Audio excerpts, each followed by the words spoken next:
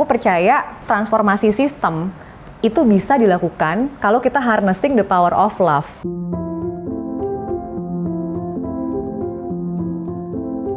Waktu umur 5 tahun, aku dibesarkan sama nenekku sebetulnya. Rumahku agak kayak hutan gitu, banyak banget tanaman. Jadi sejak aku TK, tugasku tuh salah satunya nyiram tanaman. Sambil ngobrol sama tanamannya. Karena dia bilang, nih gara-gara tanaman ini kasih kita hidup di sini. Jangan lupa setiap hari harus bilang terima kasih. Karena kalau mereka marah, kita diusir gitu. Sebetulnya yang aku inginkan masih sama sampai sekarang. Gimana caranya membantu semua orang ingat kembali betapa dekatnya hubungan kita dengan alam. Jangan sampai kita tuh nggak layak lagi gitu untuk menghuni bumi.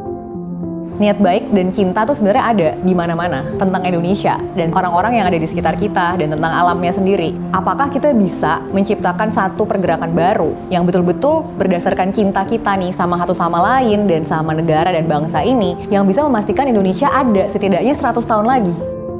Saat ini tuh kan banyak kelompok yang bergerak untuk tujuan yang sebetulnya sama untuk Indonesia nih, yang memang bisa menyeimbangkan antara menjaga lingkungan dan menyejahterakan masyarakat. Nah ini kelihatan banget di hal-hal konkret seperti pada saat 2015 lalu Indonesia tuh ada kebakaran hutan yang besar sekali, dan waktu itu pemerintah ada solusi, swasta ada solusi, masyarakat sipil ada solusi, tapi yang agak kurang optimal adalah kelihatannya jalannya sendiri-sendiri nih.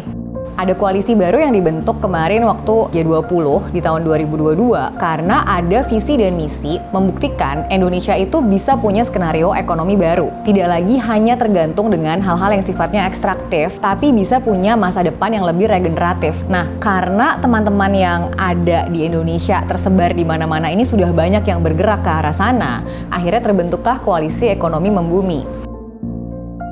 Cinta itu satu-satunya substance nih di dunia yang bisa bikin orang itu jadi great idiots atau great geniuses. Bahwa jatuh cinta itu adalah sesuatu yang akan sangat powerful, bisa membuat orang bergerak kemana aja. Dan pada saat kita sedang ada di kondisi seperti itu, dan tiba-tiba orang yang kita cintai gitu ya, atau kelompok yang kita cintai itu dapat ancaman, maka akan muncul marah nih. Dan aku percaya transformasi sistem itu bisa dilakukan kalau kita harnessing the power of love from the right people, with the right things, dan untuk tujuan yang benar juga.